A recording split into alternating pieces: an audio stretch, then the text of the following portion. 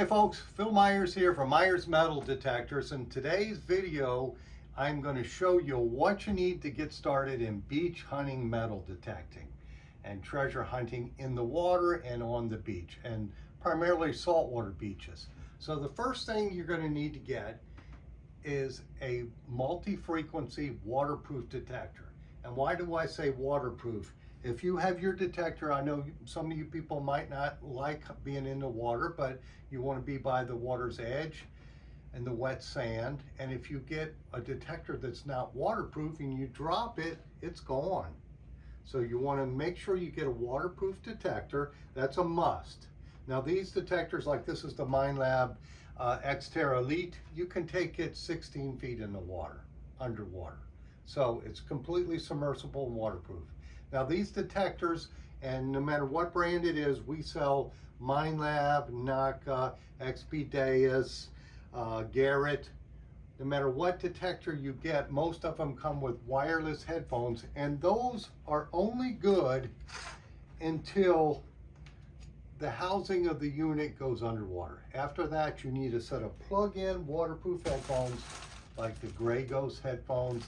These are an accessory that you would add to your detector purchase.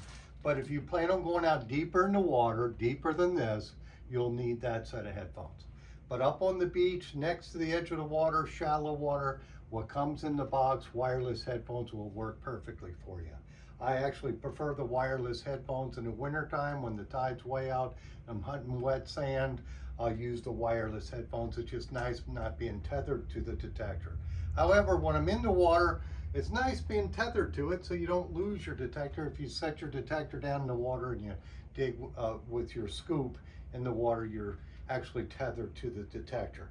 But you need a multi-frequency waterproof detector, especially if you're doing salt water. You do not want to go into a wet salt environment with a single frequency detector.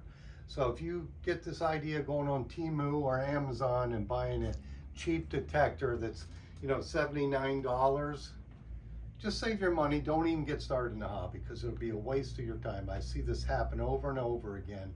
People will buy those detectors and they don't function in that environment. As soon as you get close to the salt water, the wet salt sand, they just sound off the whole time, so you can't tell if that's the salt or if it's a target. So there's no way to use it in that environment. Plus, the detectors don't have much depth. And don't buy a single frequency detector like a Garrett Ace series, like an Ace 300 or 400, and expect to do well on the wet salt sand beach. That's primarily where you're going to find your best targets, is in the water. You're going to find rings and jewelry that people lose in the water, because once it hits the water, it's gone. You can't find it unless you have a detector. So don't buy one of those detectors, because as soon as you get on the wet salt sand, they won't shut up. So your only thing you can do is turn the sensitivity down. So if you're normally going a foot deep, all of a sudden you're doing 2 or 3 inches deep detection wise. So you're going to need a multi-frequency waterproof detector. This is the Minelab Xterra Elite. Excellent detector, especially for getting started. Won't break the bank. This one is $5.99, but we also include a scoop, pinpointer, and it's got 2 coils and wireless headphones. You would need to purchase the waterproof plug-in headphones if you want to go out into deeper water. But this is an excellent way to get started. Now we have all the detectors. We have the XP, we have the Minelab Manticore, that's this one here. This one is my Manticore and it's got the wireless headphones with it. I was doing some land hunting, so I like to use a smaller coil for that.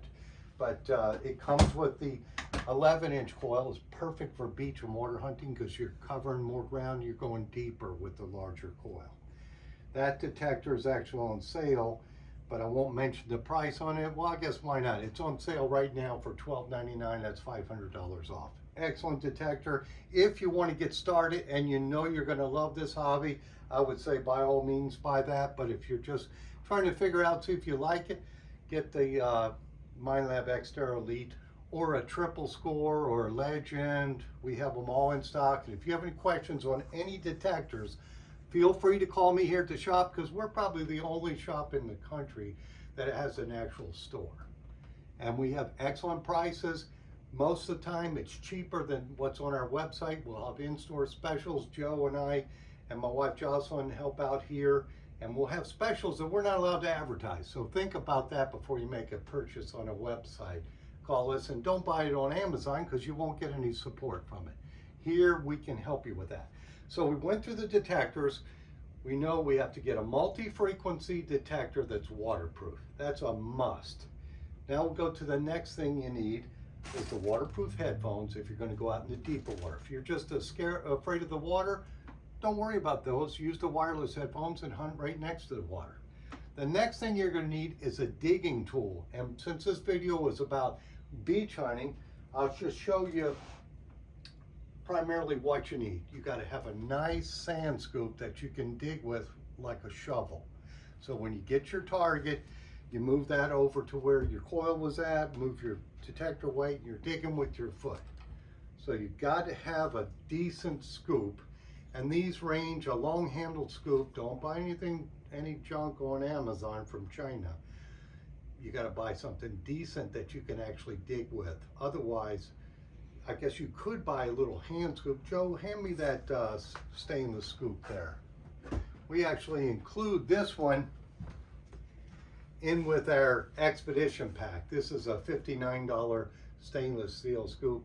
I'm kind of older, so I don't want to be bending down all the time using this, but if you're young, you want to save a little money, get that package and it's got the scoop with it. But if not, you want to get a long handle scoop so you're not bending down all the time. So you need a nice scoop. Scoops like this. This one is a $219 scoop. It's got a handle that we had made for it, heavy duty carbon fiber, but you can get a nice aluminum one for $129 that you could do the same thing. So that's, and then they go up from there. We have titanium, so it's like 400, looking at one $439 for a titanium scoop, but you don't have to get that. You could get an aluminum one, save some money, get started in this hobby. It's cool, but you need something you can dig in the wet sand in the water, and that's that. Okay, so we got the detector, the digging tool, so now we're going to go to a pouch. You need some place to put your finds, because you're going to find a lot of stuff. You're going to find a lot of coins. You're going to find some pull tabs, some junk. And what I do is I use a pouch like this, and I usually put 2 or 3 bottles of water in the big pocket, and I also throw all my trash in there that I'm digging. Because you're out in the water, you do find some trash. Unfortunately, you're going to. You're going to find aluminum because you have to dig the aluminum or you won't find gold. Simple fact. The only thing I discriminate out is the iron targets, which that would be fish hooks, bobby pins, crab wire, rusty bottle caps. I don't want to dig that. I'll dig everything else. But any trash you dig, you put in your pouch and you haul it back and recycle it or throw it in the trash. And these pouches, and we have several different brands here of this one. You don't have to get the one with my name on it, but I think you should get this one anyway. But you put your coins and your good targets in the small pocket. And one rule of thumb at the beach, you never show any of your finds at the beach, unless it's to your hunting buddy. But at the beach, you don't show them anything. People ask me what I'm finding, I'll pull out some bottle caps or some pennies and show them that. But that is the pouch you're going to need. The next thing you could use is a pinpointer. However, I do not use the pinpointer on the beach.